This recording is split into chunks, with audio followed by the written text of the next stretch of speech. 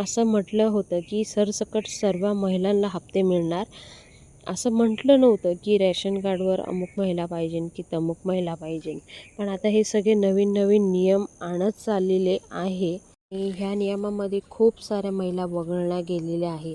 म्हणूनच 14वा हप्ता खूप कमी महिलांना येणार आहे. आता 14वा हप्ता कधी मिळणार?